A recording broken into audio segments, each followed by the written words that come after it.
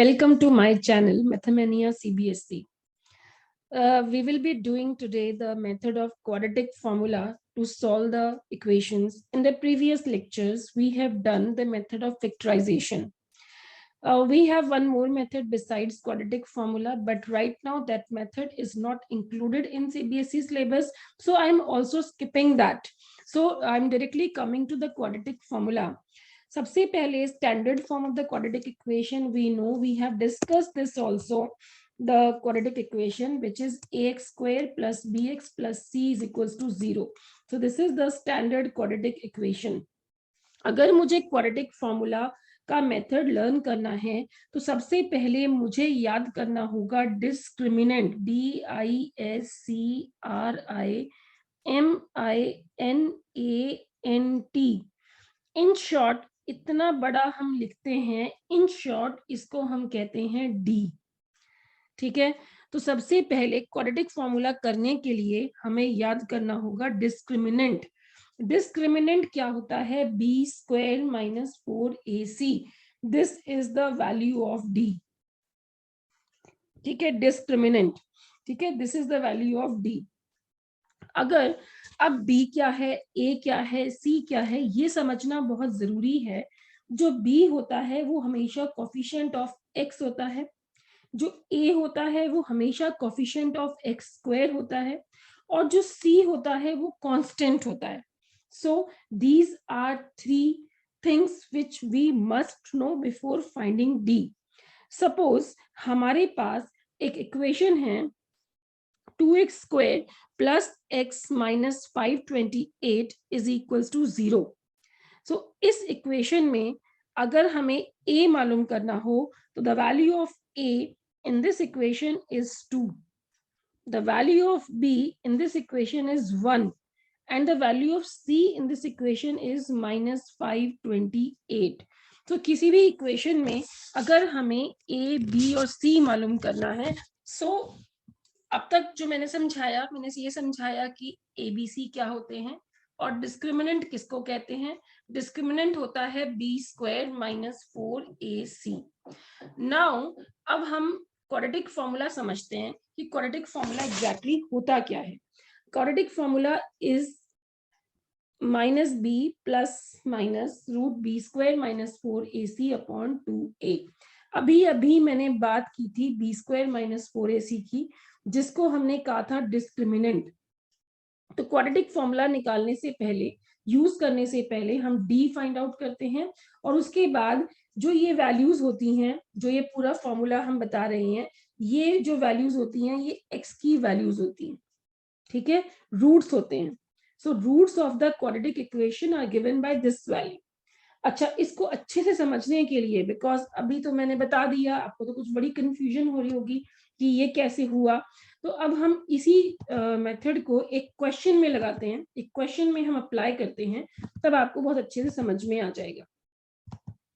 So let us take one question where suppose equation is 3x square minus 2x plus 3 is equals to 0. अब in this equation अगर हम ध्यान से देखें तो हमें a, b और c मालूम करने हैं. जैसे मैंने बताया था, a is the coefficient of x square, b is the coefficient of x and c is the constant. तो सबसे पहले क्वाड्रेटिक फॉर्मूला यूज करने के लिए हमें निकालना होता है डिस्क्रिमिनेंट. अब b हमारा -2 है, so it is the square of -2, then -4 into a. A is the coefficient of x square and c is constant. So this value is 4 minus 24. अब यहां पर क्या हुआ, d हमारा नेगेटिव आ गया, d हमारा माइनस आ गया.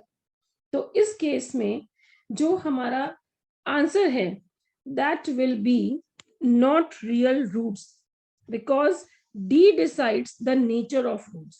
d जो होता है वो हमेशा नेचर ऑफ रूट्स को डिसाइड करता है कि रूट्स कैसे होंगे. तो ये बड़ा इंपॉर्टेंट कॉन्सेप्ट है जो आपको समझना चाहिए, नेचर ऑफ रूट्स.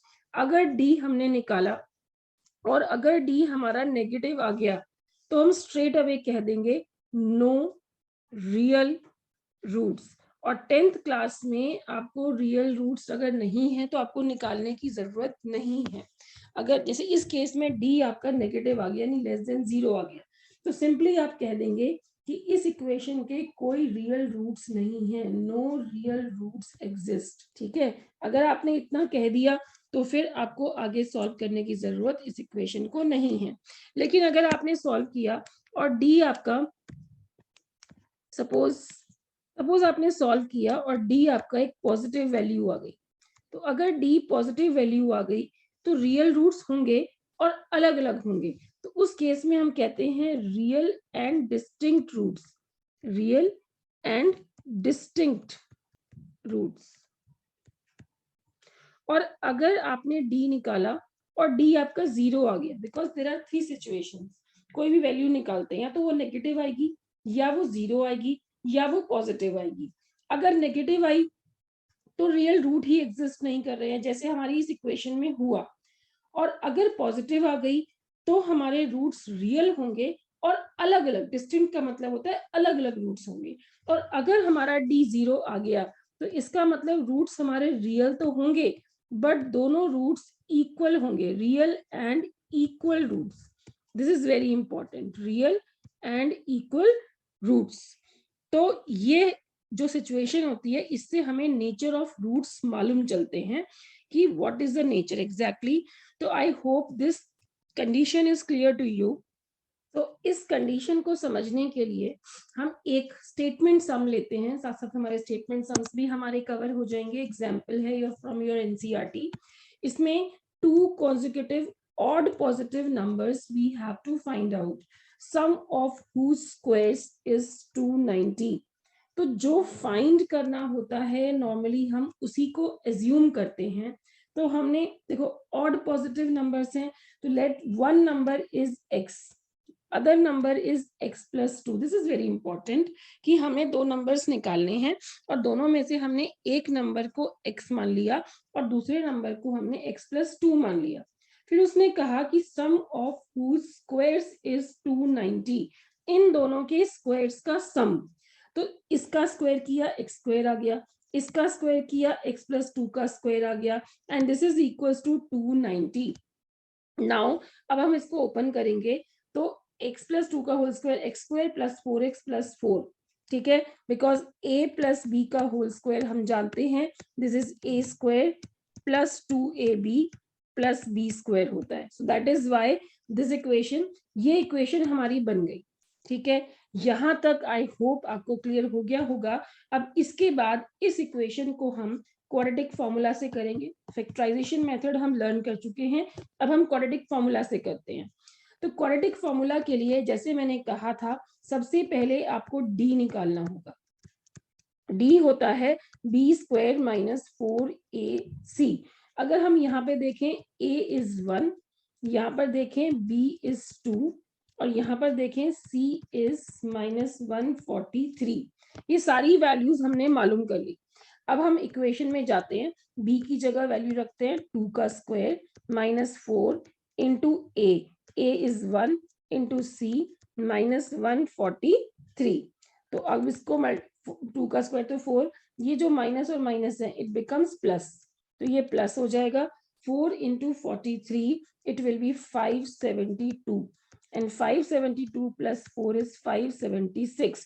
अब आप देखो डी आपका पॉजिटिव आ गया, और अगर डी पॉजिटिव होता है तो मैंने कहा था आपके जो रूट्स होते हैं वो रियल होते हैं एंड डिस्टिंक्ट होते हैं, अलग अलग 2x की वैल्यूज आएंगी। ठीक है, रूट्स। अब उसके बाद क्वाड्रेटिक फॉर्मूला हमें लगाना है, डी हमने निकाल लिया।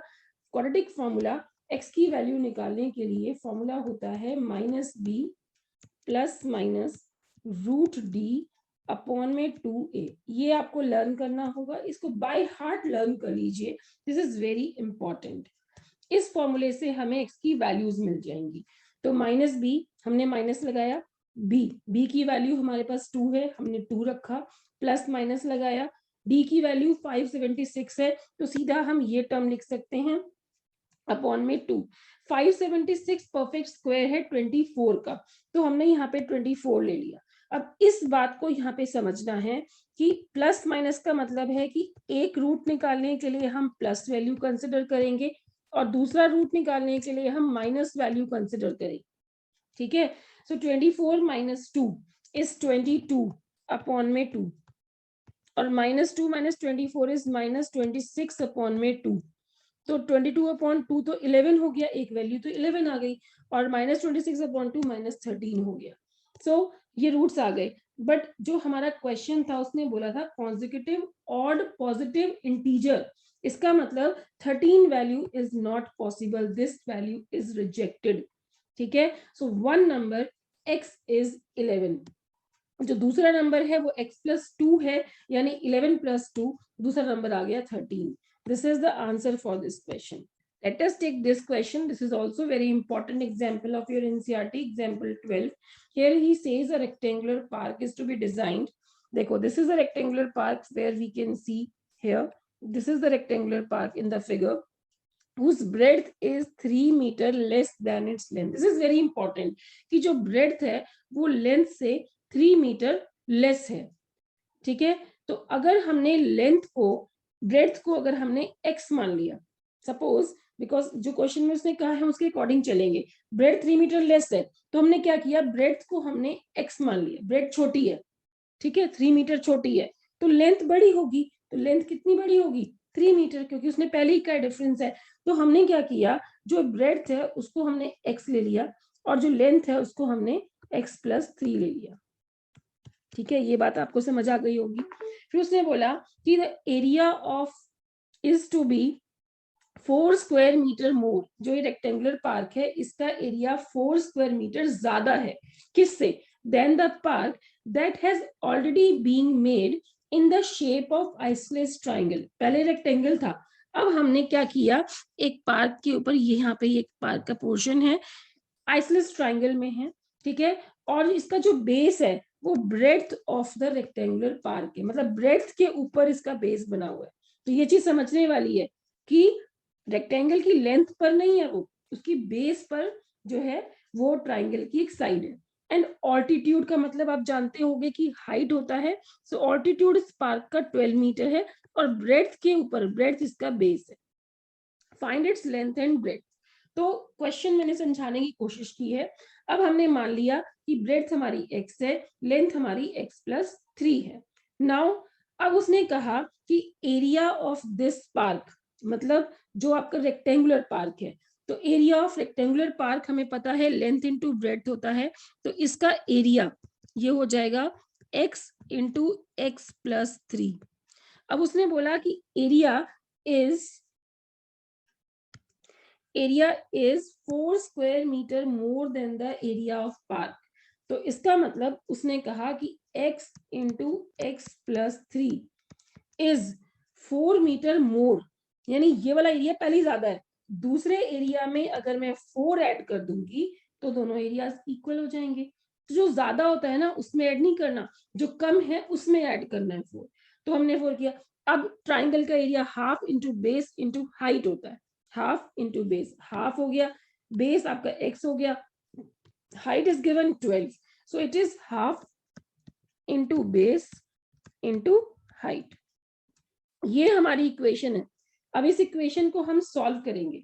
अब आप देखो x into x plus 3, this is x square plus 3x is equal to 2 6 12 हो गया, तो ये हो गया 6x प्लस 4। अब इक्वेशन में ये एक्स स्क्वायर, 6x को हम इधर ले आते हैं, 3x minus 6x it will be minus of 3x, 4 को भी हम इधर शिफ्ट कर लेते हैं, माइनस 4 इज इक्वल टू 0। तो ये इक्वेशन पे हम यहाँ पहुंच गए, ठीक है। तो यहाँ तक हमें ये क्वेश्चन क्लियर हो गया। उसके बाद हमें इस इक्वेशन को सॉल्व करना है, और सॉल्व हम इसको क्वाड्रेटिक फॉर्मूला से करेंगे क्योंकि हमारे पास क्वाड्रेटिक फॉर्मूला है। तो x की वैल्यू हमें निकालनी है। इक्वेशन हमारी है X square minus 3x minus 4 is equal to 0। अब सबसे पहले हम d निकालेंगे, d होता है b स्क्वायर माइनस 4ac।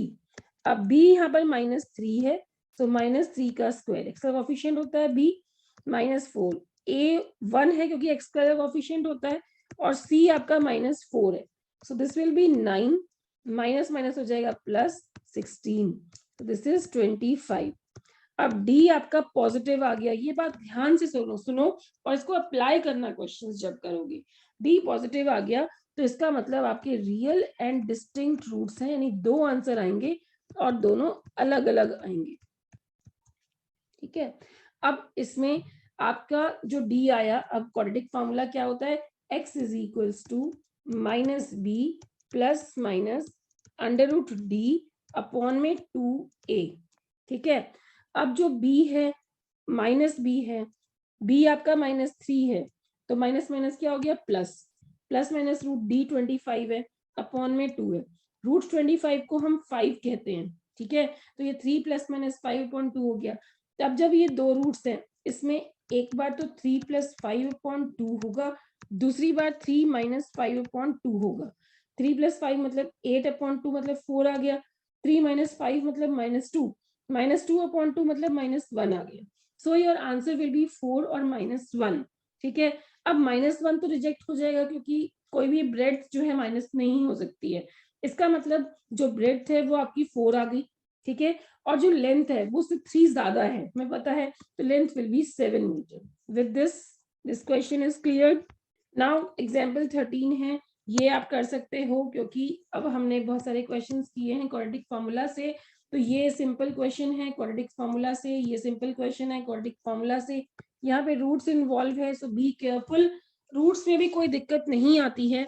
तो हम इस एग्जाम्पल को एक बार देख लेते हैं। यहाँ पर अगर हम देखें तो ये जो वैल्यू है वो a है, जो ये वाली वैल्यू है वो b है, और जो ये वाली वैल्यू है वो c है। तो सबसे पहले हमें d निकालना है। d होता है b² - 4ac, b इज -2√2, सो -2√2 का स्क्वायर हो जाएगा, -4 × a × c, तो इट विल बी 8। ठीक है, -2√2 का स्क्वायर, 2 का स्क्वायर हो गया 4, √2 का स्क्वायर 2, यानी ये 8 हो गया, 8 - 8, और इट विल बी 0। अगर d 0 आ जाए तो मैंने बताया था कि अगर d 0 होता है तो रूट्स होते हैं real and equal, real and equal roots होते हैं। तो अब हम मतलब हमारा x की दो वैल्यूज तो आएंगी लेकिन दोनों सेम आएंगी। Let us find out. तो x का फॉर्मूला हमारा होता है -b plus minus √d upon में 2a। ठीक है, अब -b, तो b की वैल्यू तो ऑलरेडी माइनस में, तो ये प्लस हो जाएगा 2√2 प्लस माइनस √d, d तो आपका 0 आ गया, अपॉन 2 × a, a इज 2, ये हो गई। अब इसका मतलब x की दो वैल्यूज तो आएंगी, 2√2 अपॉन में 4 है, तो ये वैल्यू हो जाएगी √2 अपॉन में 2, जैसे, और दूसरी वैल्यू भी हो जाएगी √2 अपॉन में 2। इसको हम √2 अपॉन √2 भी छोड़ सकते हैं और 1 अपॉन √2 भी कह सकते हैं, 1 अपॉन √2 और 1 अपॉन √2। ये हमारे देखो x के रूट्स रियल एंड इक्वल आ गए।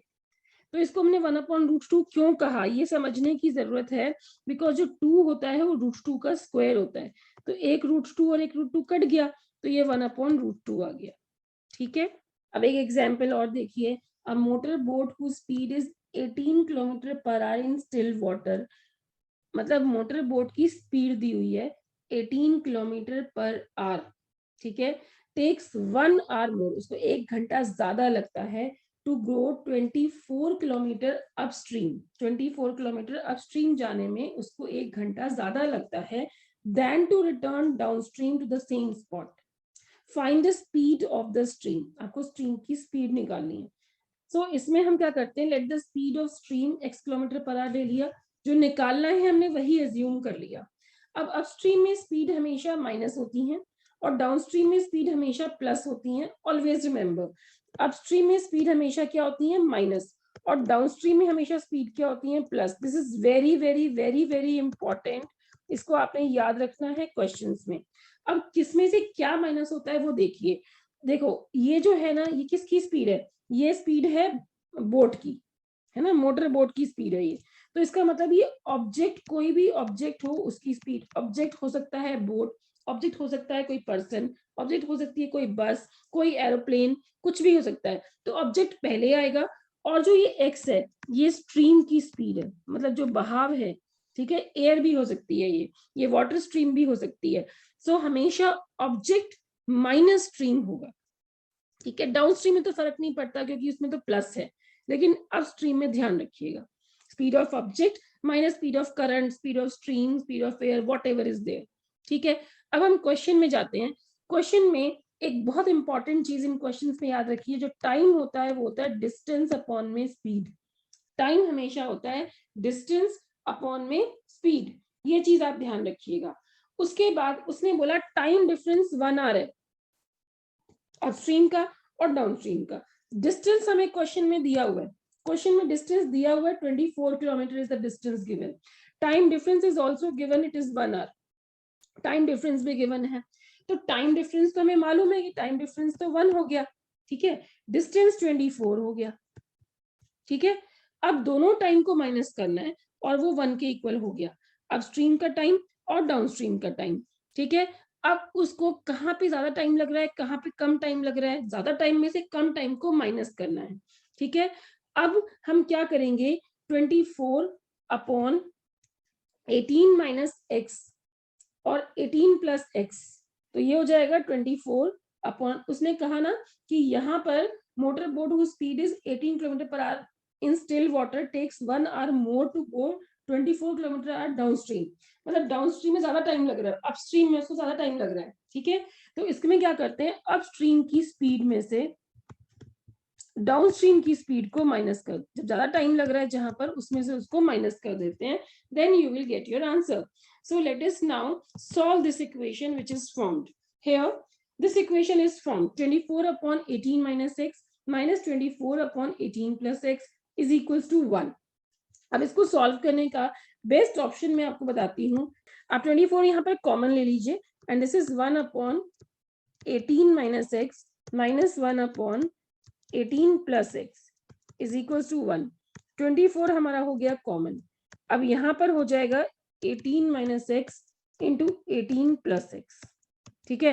अब हम एलसीएम ले लेंगे, तो ये हो जाएगा 18 प्लस एक्स यहाँ पे हो गया और 18 माइनस माइनस लेके 18 माइनस एक्स हो गया, ऐसे इज इक्वल टू 1।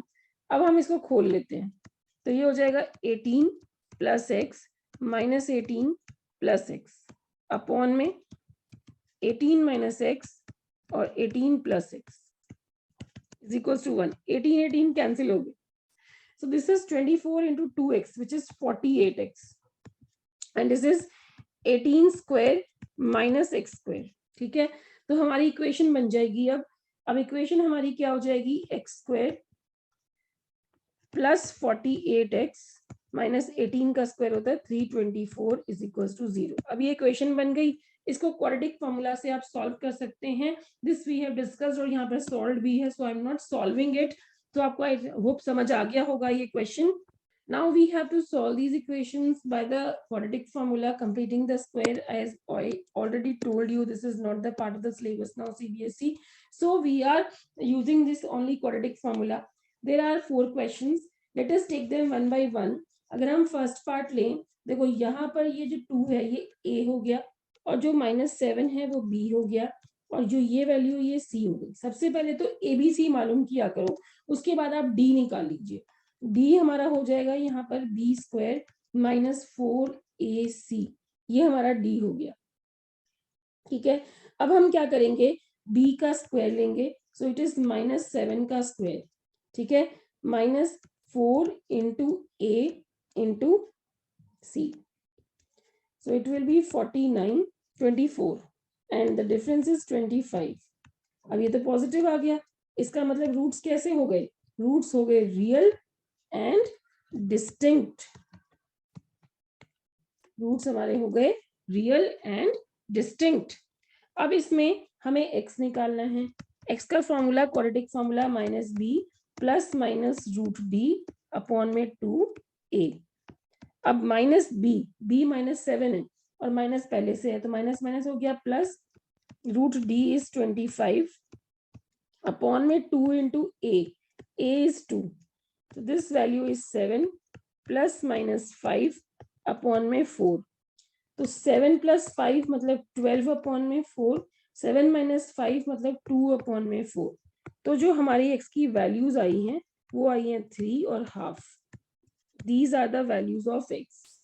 ठीक है, दिस इज द आंसर. उसके बाद हम इसका नेक्स्ट पार्ट लेते हैं. नेक्स्ट पार्ट में this is a, this is b 1 and this is c.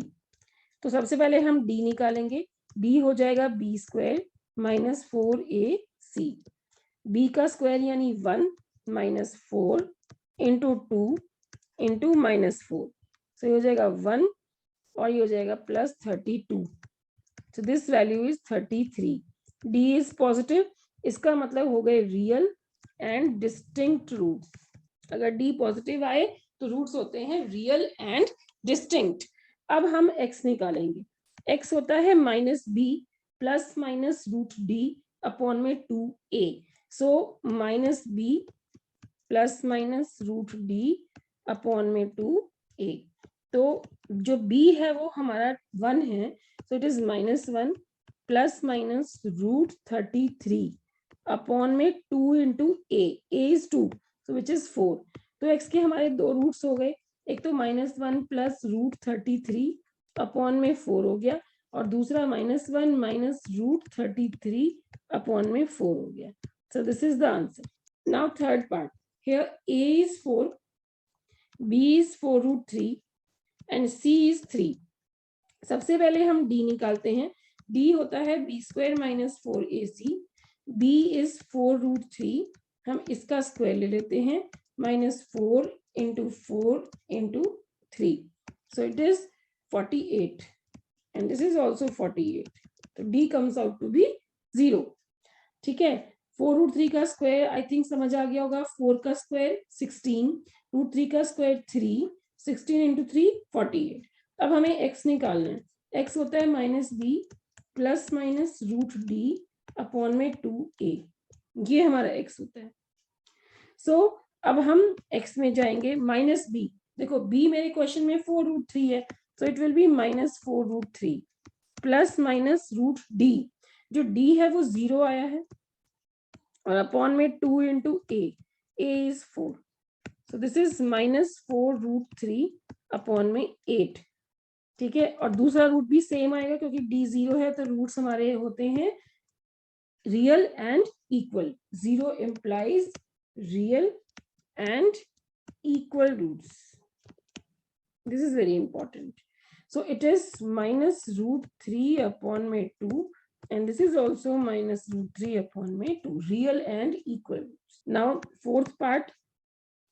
a is 2, b is 1, c is 4. Very simple. I think you can solve it. Try it yourself. ठीक है. Now this first part we are given. इसमें जब भी हमें equation कोई standard form में नहीं given तो हम उसको स्टैंडर्ड फॉर्म में पहले कन्वर्ट करते हैं. यहाँ पर हम एक एलसीएम ले लेते हैं. यहाँ पे हमारा एलसीएम x आ जाएगा. तो this is x square minus 1. This value is x square minus 1 is equals to 3. अब इस x को हम वहां भेज देंगे. This is x square minus 1 is equals to 3x. ये हो गया. 3x को इधर ले आते हैं. This is x square minus 3x minus 1 is equals to 0. अब इसको आप क्वाड्रेटिक फॉर्मूला से सॉल्व कर सकते हो. अगर हम इसको सॉल्व करेंगे तो सबसे पहले a देखो. a x स्क्वायर का कोफिशिएंट है, b आपका x का कोफिशिएंट है और c आपका कांस्टेंट है. सबसे पहले ABC निकालो ताकि कोई गलती ना हो क्वेश्चन सॉल्व करने. ठीक है. उसके बाद आप d निकालिए. b का फॉर्मूला तुम्हें पता ही है. b स्क्वायर माइनस 4ac होता है. ठीक है. b का स्क्वायर मतलब 9 हो गया minus 4 into a into c. ये हो गया. This value is 9 plus 4 and 9 plus 4 is 13. अब d इज पॉजिटिव. इसका मतलब जो रूट्स है आपके वो क्या आ गए? Real and distinct. ठीक है. अब हम x निकालेंगे.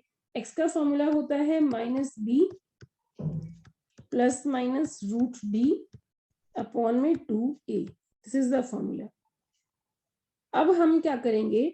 यहाँ पे वैल्यू पुट कर देते हैं. तो the value of x is equals to minus b. b हमारा माइनस 3 है तो माइनस माइनस हो जाएगा plus. Plus minus root d 13 upon में 2 इंटू a. a is 1. सो इसका मतलब x की हमारे पास एक वैल्यू आ गई 3 प्लस रूट 13 अपॉन में 2, और जो दूसरी वैल्यू है वो आ गई 3 माइनस रूट 13 अपॉन में 2. This is the answer. Now for this part, we first take the LCM. If we take the LCM, this is x plus 4 into x minus 7. Now if we cross multiply, this is x minus 7. बीच में minus है, तो इस value को हमेशा bracket में रखना ताकि कोई गलती ना हो इसको सॉल्व करने में. ठीक है, नेक्स्ट टाइम आप ब्रैकेट ओपन कर सकते हैं, बट अभी के लिए आप इसको ब्रैकेट में रखिए. When you will open it, तो आप देखो x minus 7 minus x minus 4 upon x plus 4 into x minus 7 is equals to 11 upon में 30. अब क्या है कि x और x तो कट गया, -7 और -4 होता है -11. तो मैं इसको यहाँ पे करती हूँ -11 upon x plus 4 into x minus 7. अब यहाँ पे ना ये बड़ा इंपॉर्टेंट स्टेप है, बहुत बच्चे इस स्टेप को इग्नोर कर देते हैं. ध्यान से देखो, यहाँ 11 और 11 कॉमन फैक्टर है ना, कट गया, तो यहाँ पे -1 बचा. अब इसको आप क्रॉस मल्टीप्लाई कर सकते हो. -30 is equals to x plus 4 into x minus 7. ये ऐसे हो गया. उसके बाद हम इसको सॉल्व करेंगे. Now -30 is equals to x into x x square. देखो -7 into x -7x plus 4 into x plus 4x, -7x plus 4x is -3x plus 4 into -7 -28. ठीक है, अब हम इसे सॉल्व कर रहे हैं, तो ये x स्क्वायर हो गया, -3x हो गया. इस 30 को मैं यहां से उधर शिफ्ट कर सकती हूँ, ये माइनस का वहां जाके प्लस हो जाएगा. 30 माइनस 28 2 हो गया, तो +2 इज इक्वल्स टू 0. अब ये सिंपल इक्वेशन है, आप इसको मिडिल टर्म कटिंग से भी कर सकते हो अगर मेथड का नाम क्वेश्चन में मेंशन नहीं है. जैसे इस क्वेश्चन में लिखा है फाइंड द रूट्स, कोई मेथड लगा दो. लेकिन अगर लिखा है find the roots using quadratic formula, तो आपको क्वाड्रेटिक फॉर्मूला ही करना पड़ेगा. इस एक्सरसाइज में हम क्वाड्रेटिक फॉर्मूला लर्न कर रहे हैं, तो मैं क्वाड्रेटिक फॉर्मूला से ही इस क्वेश्चन को करूंगी. ठीक है, अब हम डी निकाल लेते हैं. डी हमारा होता है बी स्क्वायर माइनस 4ac. ठीक है, बी हमारा -3 है, तो 9 माइनस 4 इंटू 1 इंटू 2 हो गया. सो it will B 9 minus 8. 9 minus 8 is 1.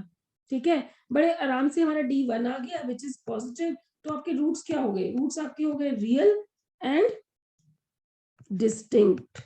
दो अलग रूट्स आएंगे. अब जो x होता है, x की वैल्यू होती है -b plus minus root D और अपॉन में 2a. अब जो x है वो हो जाएगा -b, तो b आपका -3 है, तो ये हो जाएगा +3 प्लस माइनस d आपका 1 है अपॉन 2a. a आपका 1 है. तो जो x है, √1 को 1 लेते हैं. ये बच्चे कई बार समझ नहीं पाते कि √1 की वैल्यू 1 होती है, तो ये बात समझनी होगी. ठीक है, 3 प्लस 1, एक टर्म आ गई 3 प्लस 1 अपॉन में 2, और दूसरी टर्म आ गई 3 माइनस 1 अपॉन में 2. ठीक, बहुत सिंपल. अब जो x है उसकी वैल्यू आ गई, एक तो आ गई 2 और दूसरी आ गई 1, है ना. सो x इज 3 प्लस 1 मतलब 4 अपॉन 2 और दूसरी वैल्यू 1 आ गई. So answer is 2 and 1. अब क्या होता है, हम एग्जाम में इतनी बड़ी कैलकुलेशन कर रहे हैं और हो सकता है कि हमसे कोई प्लस माइनस की गलती हो गई हो. ठीक है, तो उसको चेक करने का बहुत सिंपल सा तरीका बताती हूँ. 1 सेकेंड लगता है. जैसे मेरा x2 और 1 आया, तो हम करेंगे क्या, यहाँ पर रख के देखते हैं. 2 रखें और 1 रखें कि हमारा लेफ्ट साइड राइट साइड के इक्वल आता है या नहीं आता. अगर मैं x की जगह 2 रखती हूँ, तो ये इक्वेशन 1/6 बन जाएगी, और यहाँ पे प्लस 1/5 बन जाएगी, है ना, बिकॉज 2 - 7 - 5 माइनस माइनस प्लस. अगर हम इसका एलसीएम लेते हैं, तो एलसीएम 30 आ गया, और ऊपर 6 + 5 यानी 11 आ गया. 11/30, और यहाँ भी 11/30 है. इसका मतलब जो 2 आंसर है वो तो करेक्ट है, लेकिन दूसरा आंसर भी तो चेक करना पड़ेगा ना, क्योंकि दोनों आंसर हमें चेक करने हैं. अब हम x की जगह 1 रख लेते हैं. अगर x की जगह मैं 1 रखती हूँ, तो ये हो जाएगा 1/5, और मैं x की जगह यहाँ पे 1 रखती हूँ, तो ये हो जाएगा 1/6. अगेन द सेम थिंग, तो फिर वही आपका 11/30 आ जाएगा. इसका मतलब जो आपने कैलकुलेशन की है वो ठीक है. देखो 4 नंबर का क्वेश्चन अगर आ गया, 3 नंबर का क्वेश्चन अगर आ गया, तो आपको पता होना चाहिए ना, कॉन्फिडेंस होना चाहिए, नेक्स्ट क्वेश्चन के लिए कॉन्फिडेंस मिलता है। तो ऐसे चेक कर लेते हैं इन क्वेश्चंस में जहां पर चेक करना पॉसिबल है। Let us take next question. The sum of reciprocals of Rahman ages 3 years ago and 5 years from now is 1/3. Find his present age. जब भी कोई क्वेश्चन निकालना हो तो जो फाइंड करने के लिए कहा गया है उसी को हम अज्यूम कर लेते हैं। तो हमने मान लिया let present age of Rohan, let present age of Rohan is x years। ठीक है, अब उसने कहा 3 years ago। अब एगो का मतलब तो सब समझते हैं, मतलब आज से 3 साल पहले। So age of Rohan 3 years ago, 3 years ago जो रोहन की एज है वो हो जाएगी x-3। अगर आपकी एज आज 10 years है, ठीक है, 3 years पहले कितनी थी, 10-3 थी। Same is the case applied here. उसके बाद 5 years from now, मतलब आज से 5 साल के बाद। सो 5 years from now, 5 years from now तो रोहन की एज है वो क्या हो जाएगी x+5। अगर आपकी एज आज 10 years है तो 5 साल के बाद 10+5 मतलब 15 होगी। इतना समझ आ गया होगा। अब उसके बाद हमें क्या करना है, उसने बोला है sum of reciprocal of Rahman ages. Sum of reciprocals मतलब अगर 3 years वाली एज का मैं रेसिप्रोकल करूं तो वो बनता है 1/x-3।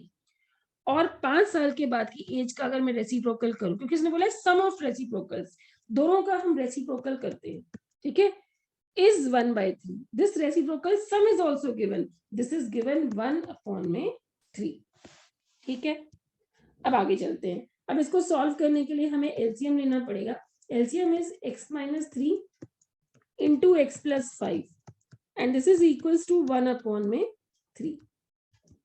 now यहाँ पे cross multiply x+5 plus x-3, यहाँ प्लस का साइन है इसलिए इसको ब्रैकेट में रखने की जरूरत नहीं है, अगर माइनस होगा तो ब्रैकेट में रख लेना।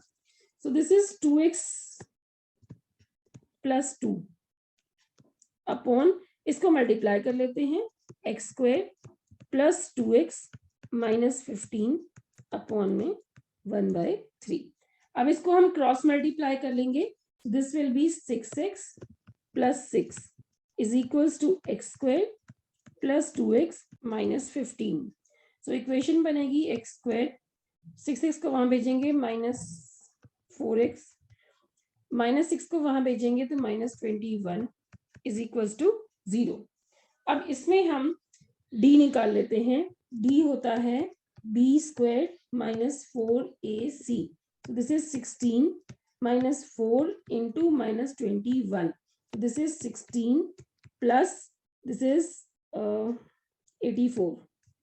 So this will be 100. 84 plus 16. So D is greater than 0. इसका मतलब जो हमारी जो x की वैल्यूज आएंगी वो रियल और डिस्टिंक्ट आएंगी। ठीक है, सो अब हम क्या करते हैं, x निकालते हैं यूजिंग क्वाड्रेटिक फॉर्मूला। तो x की वैल्यू होती है -b plus minus √d upon में 2a। सो b हमारे को इक्वेशन में जो b की वैल्यू है वो है -4। सो इट इज माइनस और माइनस क्या हो जाएगा +4 प्लस माइनस √d है। अब d आपका 100 है, √d आपका 10 हो जाएगा, तो क्लियरली सीधा 10 लिखिए, 10 अपॉन में 2 इंटू a हमारा 1 है। सो ये आपका 4 + 10, एक टर्म होगी 4 + 10 अपॉन में 2, दूसरी टर्म होगी 4 - 10 अपॉन में 2। अब 4 + 10 कितना होता है 14, 14 अपॉन 2 कितना हो गया 7 हो गया। दूसरा 4 - 10 होता है -6, -6 अपॉन 2 -3 हो गया।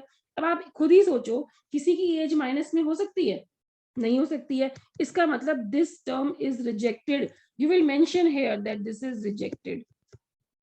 इसका मतलब जो x है वो आ गया 7। तो जो हमने एज्यूम किया था, हमने क्या एज्यूम किया था, रोहन की प्रेजेंट एज, इसका मतलब present age of Rohan is 7 years। In a class test, some of Shifali's marks in maths and English is 30. Very important. जब आप पेपर में क्वेश्चन मिलता है या प्रैक्टिस करते हो तो क्वेश्चन को रीड करते टाइम इंपॉर्टेंट चीजों को अंडरलाइन करने की आदत डालो।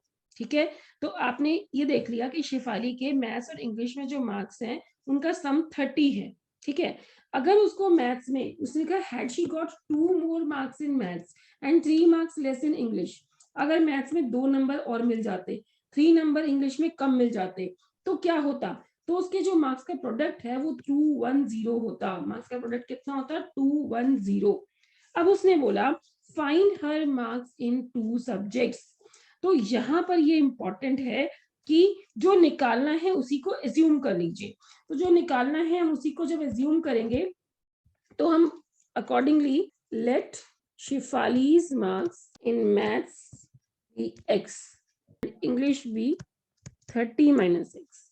ठीक है, अब वो ये बोल रहा है according to question had she got 2 more marks in maths, मतलब मैथ्स में 2 नंबर और मिले होते, यानी अब उसको जो मैथ्स में नंबर मिले होते वो कितने मिले होते? x + 2 and 3 marks less in English, English में जितने मार्क्स हैं उसके 3 नंबर उसको कम मिले होते, तो क्या होता? अब इसमें से मिले होते तो 27 - x होते। द वो कह रहा है कि इन दोनों मार्क्स का जो प्रोडक्ट है, प्रोडक्ट मतलब multiplication, x + 2 × 27 - x, product of marks would have been 210। ठीक है, तो यहां तक हम पहुंच गए। अब सिर्फ सिंप्लीफिकेशन रह गया है, अब इसको मल्टीप्लाई कर लेते हैं। x × 27, this is 27x - x² + 54 - 2x = 210। अब माइनस को प्लस बनाने के लिए x² को उधर भेज दिया। 27 - 2 = 25, माइनस का 25x हो गया, फिर 54 को वहां भेज दिया। 210 में से 54 गया, 156 = 0, प्लस 156 होगा क्योंकि x² को वहां शिफ्ट किया, x² को वहां भेजा, 25 को वहां भेजा, और entity will be plus 156 = 0। Now factors कर लेते हैं 156 के। जरूरी नहीं है कि हम क्वाड्रेटिक फॉर्मूला हर बार यूज करें। 2 7 = 14, 2 8 = 16, 2 3 = 6, 2 9 = 18 एंड 3 1 = 3, 3 3 = 9। तो हमें फैक्टर्स मिल गए 2 2 3 एंड 13। इन फैक्टर्स को यूज करके हमें दो नंबर्स निकालने हैं जिनका प्लस और माइनस 25 आ जाए। ठीक है, तो अब हमें बड़े आराम से हम देख पा रहे हैं यहाँ पर कि 12 और 13 का सम 25 होता है। तो हम यहाँ पे this is x² - 12x - 13x + 156 = 0। तो ये हो जाएगा x × x - 12 - 13 × x - 12 = 0. So this value is x - 12 × x - 13 is equals to 0. So the value of x is 12 and 13. तो ये हमारा 12 और 13 आ गया।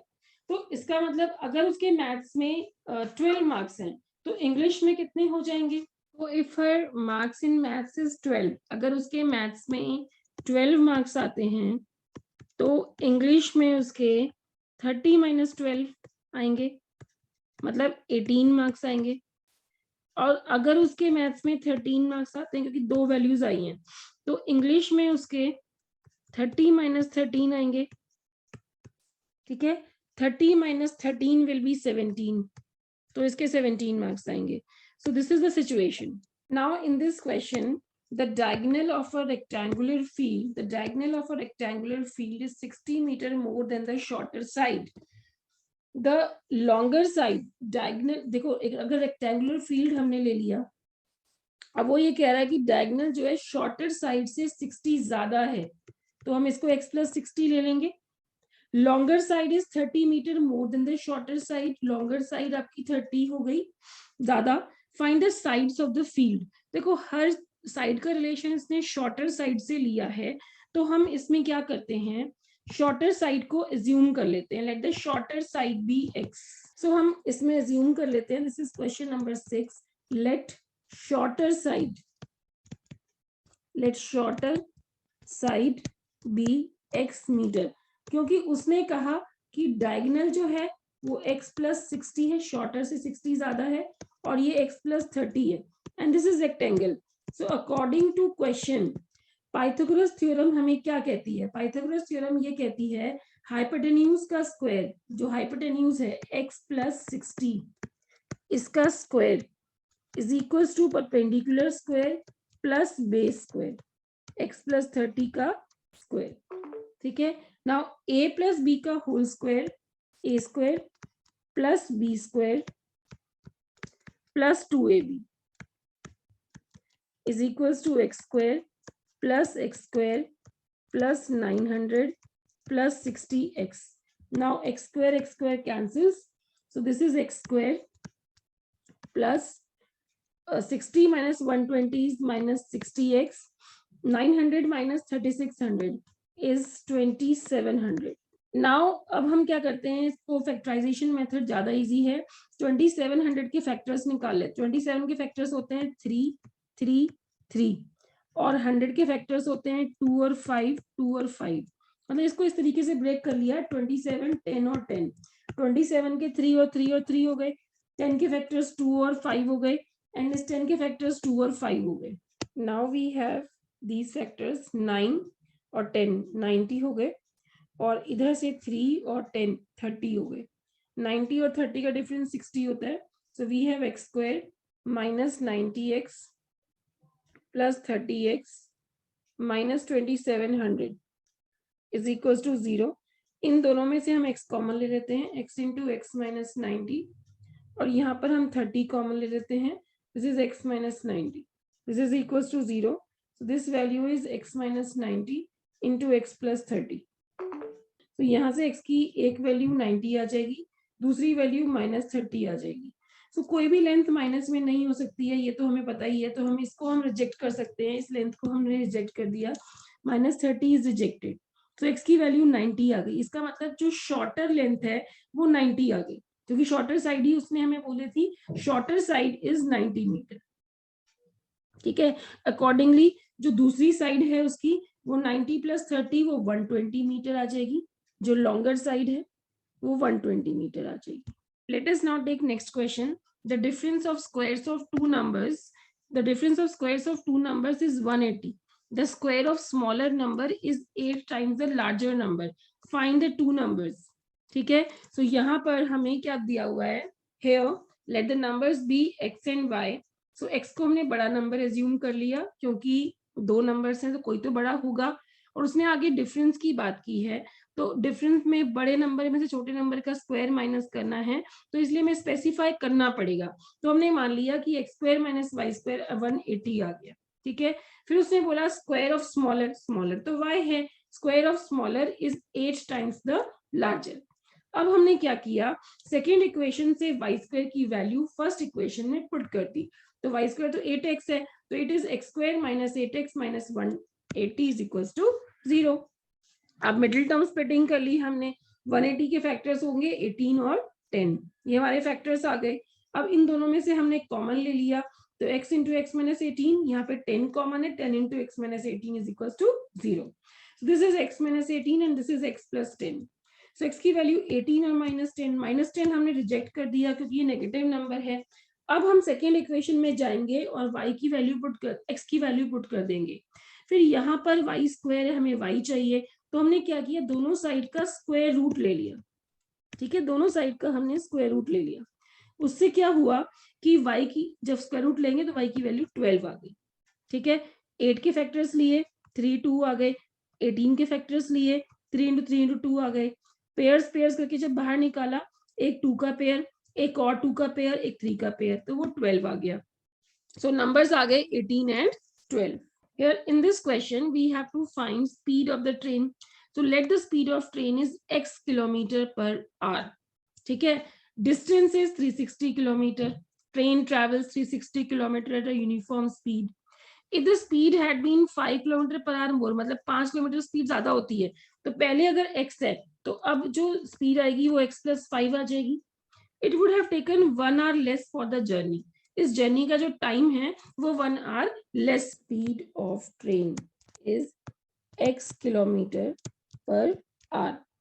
नाउ अब जो टाइम होता है वो होता है डिस्टेंस अपॉन में स्पीड।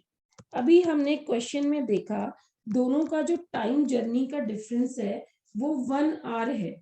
और डिस्टेंस हमें गिवन है कि क्वेश्चन में डिस्टेंस इज 360, ठीक है, और जो स्पीड ओरिजिनल है वो x है, और न्यू स्पीड जो उसने क्वेश्चन में कही है +5, मतलब 5 इंक्रीज हो रही है, तो x +5 km/h।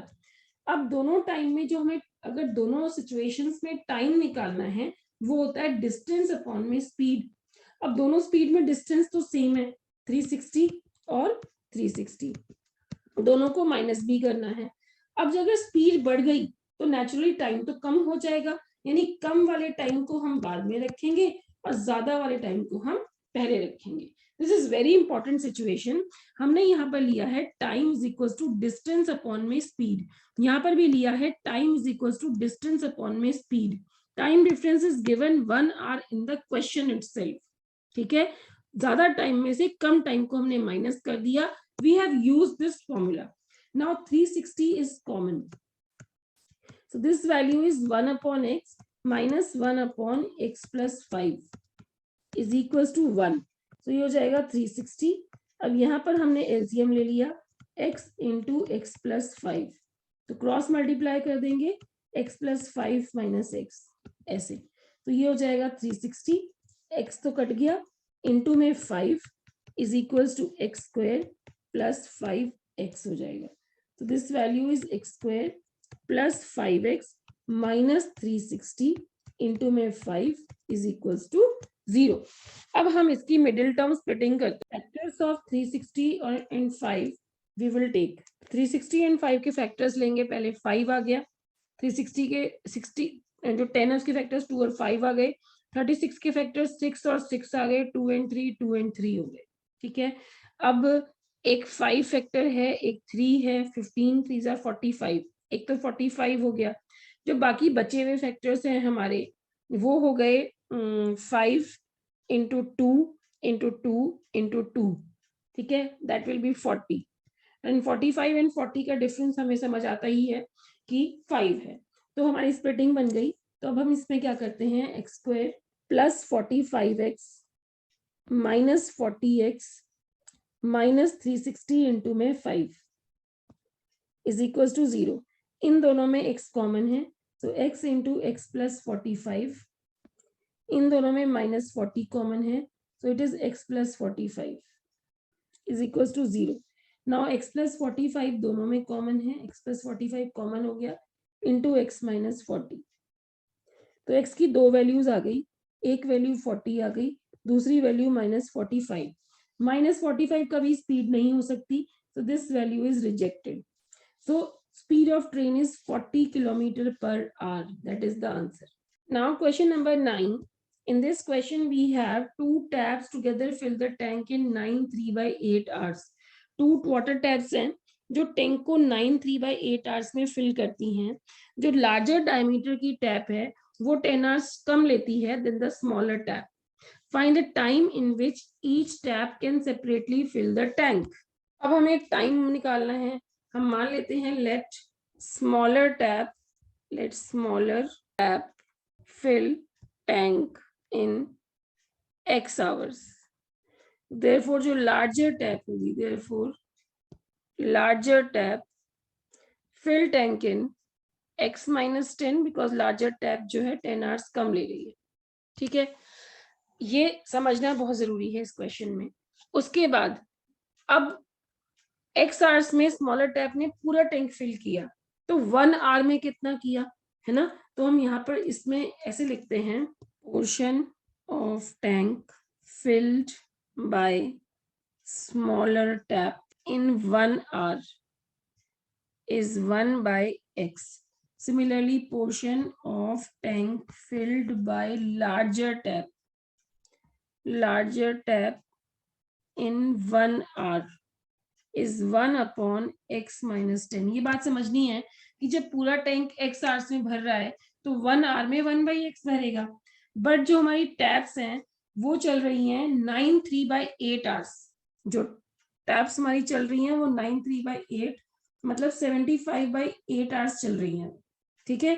सो हम इसमें यही करेंगे portion of tank filled by smaller tap. अब 1 hour की जगह हम लिखेंगे 75/8 hours, विल बी 75/8x, ऐसे। फिर portion of tank filled by larger tap in 75/8 hours, that will be 75/8 into x minus 10, ऐसे। तो अब हमें स्टेटमेंट फॉर्म करनी है। स्टेटमेंट फॉर्म करने के लिए हम क्या करेंगे, देखो अब ये टैंक है, सपोज मेरे पास ये टैंक है, ठीक है। इसमें कुछ पोर्शन भर दिया, सपोज इतना पोर्शन पानी का ये भर दिया स्मॉलर टैप में, ठीक है। और जो बाकी बचा हुआ पोर्शन है वो लार्जर टैप ने फिल कर दिया। तो मिलके क्या हुआ, मिलके तो एक ही टैंक फिल हुआ ना, ठीक है, मिलकर तो एक ही टैंक फिल हुआ। इसका मतलब दोनों पोर्शंस को मिलाकर, जो दोनों पोर्शंस हमारे फिल हुए हैं, उन दोनों पोर्शंस को मिलाकर एक ही टैंक फिल हुआ है। तो मतलब दोनों को ऐड कर दो और 1 के इक्वल रख दो, दैट इज वेरी इंपॉर्टेंट।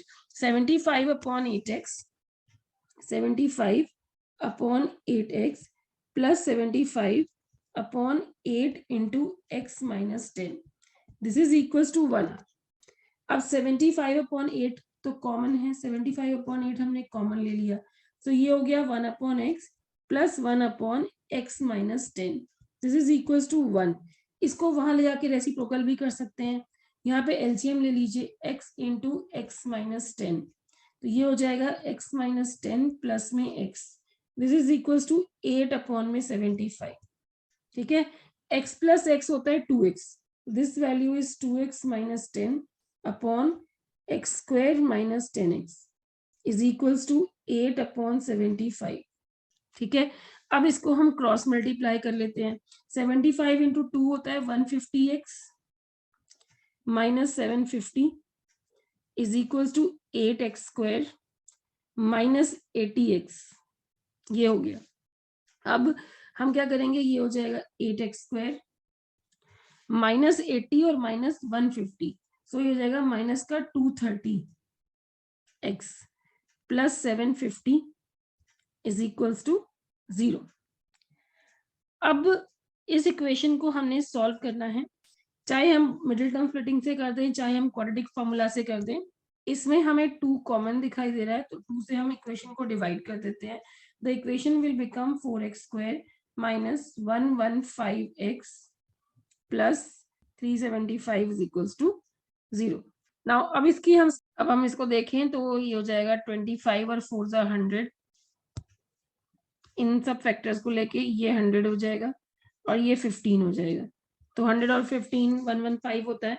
तो हमने इसकी स्प्लिटिंग हमारी एक तरीके से हो गई है।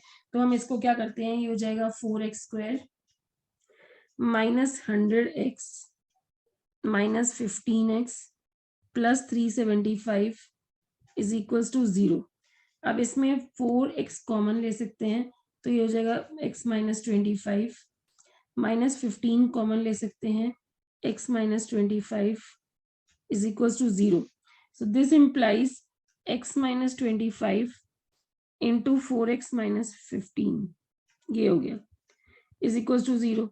अब इसको सॉल्व कर रहे हैं तो x की वैल्यू हमें 25 मिल गई। तो हमने अभी एज्यूम किया था कि जो हमारा स्मॉलर टैप है वो x आवर्स में फिल कर रहा है। इसका मतलब क्लियर हो गया कि स्मॉलर टैप 25 आवर्स में टैंक को फिल करेगा। तो लार्जर टैप तो उसे 10 आवर्स कम कर रहा है, तो larger tap will fill the tank in what, जो लार्जर टैप है वो कितने में करेगा, 25 माइनस 10 3 आवर्स में, ठीक है। और स्मॉलर टैप हमारा फिल कर रहा है 25 आवर्स में, that is the answer. An express train takes 1 hour less, देखो 1 आवर टाइम डिफरेंस 1 आवर है, डिस्टेंस आपका 132 है बिटवीन मैसूर एंड बेंगलोर, ठीक है। एवरेज स्पीड एक्सप्रेस ट्रेन की 11 किलोमीटर पर आवर ज्यादा है than that of passenger train.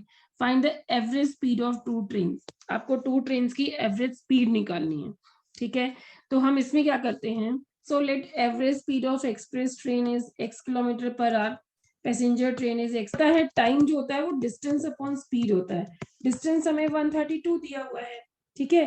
तो अब according to question time difference को इक्वल रख लिया करो हमेशा, और जो डिस्टेंस है वो 132 हमारा हो ही गया, ठीक है, दोनों केसेस में। और जो कम स्पीड होती है वो टाइम ज्यादा लगाएगी, तो इसका मतलब जो एक्सप्रेस ट्रेन है वो टाइम ज्यादा लगा रही है, उसको हम यहाँ पे रखेंगे, और पैसेंजर ट्रेन को, एक्सप्रेस ट्रेन जो है टाइम कम लगाएगी, तो उसका टाइम ये हो गया, पैसेंजर ट्रेन का टाइम ये हो गया, because time is distance upon में स्पीड। नाउ 132 हमारा कॉमन हो गया, तो ये हो जाएगा 1/x - 11 - 1/x is equals to 1. So this implies 132, यहाँ पे एलसीएम ले लो, दिस इज x - 11 इंटू में x, तो ये हो जाएगा x माइनस, ये हो गया x - 11 is equals to 1. So this value is 132 upon, ये हो गया x - 11 इंटू में x, और जब हम ब्रैकेट खोलेंगे तो ये x - x plus 11, this is equals to 1, ये x और x कट गया, तो ये वैल्यू हो जाएगी x square minus 11x minus 132 into 11 is equals to 0. अब हम फैक्टर्स लेकर करेंगे तो 11 हो गया, 132 के फैक्टर्स में भी एक 11 हो गया और एक 12 हो गया, तो हमें डिफरेंस ही चाहिए, 11 डिफरेंस हमें चाहिए, ठीक है. सो 12 के फैक्टर्स और कर लेते हैं, 12 फैक्टर्स होते हैं 4 और 3, तो 11 इंटू 4 44, 11 इंटू 3 33, तो दो फैक्टर्स हमारे पास आ गए, x square minus 44x plus 33x minus 132 into 11 is equals to 0.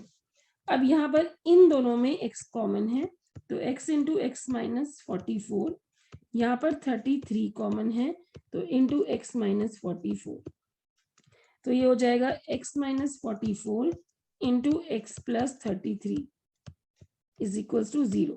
तो यहाँ से एक x की वैल्यू 44 हो गई, दूसरी value minus 33.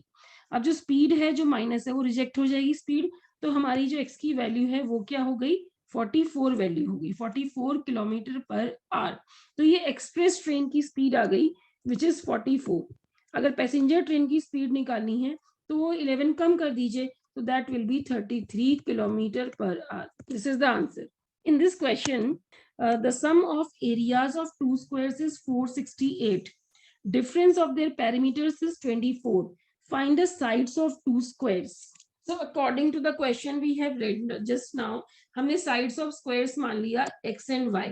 So x is greater than y. We have taken. Now areas of two squares का sum is 468. तो 1 अगर साइड x है तो उसका एरिया x स्क्वायर हो गया, साइड अगर y है तो उसका एरिया y स्क्वायर हो गया. उसने अगर आगे बोला डिफरेंस ऑफ पेरीमीटर्स, तो अगर जिसकी साइड बड़ी है उसका पेरीमीटर 4x हो जाएगा, दूसरे का पेरीमीटर 4y हो जाएगा, and that is given equals to 24. ठीक है, 4 कॉमन था तो x माइनस y 6 हो गया, x की वैल्यू 6 प्लस y आ गई, ये हमारी x की वैल्यू आ गई. इफ इस x की वैल्यू को हम यहाँ पे डाल देते हैं तो 6 प्लस वाई का whole square plus y square is equal to 468 हो गया. नाउ इसको हमने सॉल्व किया तो इक्वेशन आ गई. अब 216 के हमें फैक्टर्स निकालने हैं, तो हम 216 के फैक्टर्स निकाल लेते हैं. 108, तो ये हो जाएगा 54 और ये हो जाएगा 2 2 जा 4 27, दिस इज 3 9 जा एंड दिस इज 3 3 जा एंड दिस इज 3 1 जा 3. ठीक है, अब हमें 6 चाहिए, तो ये हो जाएगा 12 और 18, 9 और 2 18. ठीक है, so it will be y square plus 18y minus 12y minus 216 is equals to 0. अब इन दोनों में y कॉमन है, y इंटू वाई प्लस 18, इन दोनों में 12 कॉमन है, y plus 18 is equals to 0. अब ये हो जाएगा y plus 18 into y minus 12 is equals to 0. अब यहाँ से y की दो वैल्यू आ गई, एक 12 आ गई, एक माइनस 18. ये तो हमें पता ही है कि माइनस 18 तो रिजेक्ट होगा ही होगा क्योंकि नेगेटिव है, कोई भी लेंथ नेगेटिव होती नहीं है. सो एक स्क्वायर की साइड आ गई 12, दूसरे स्क्वायर की साइड निकालने के लिए हमें x की वैल्यू निकालनी है, तो x की वैल्यू तो 6 प्लस 12 है, तो जो दूसरा स्क्वायर है उसकी साइड आ गई 18. So the sides of squares are 18 meter and 12 meter respectively. I hope you like the video. For the videos of other chapter and other lectures of the same chapter, please watch the playlist of the 10th class.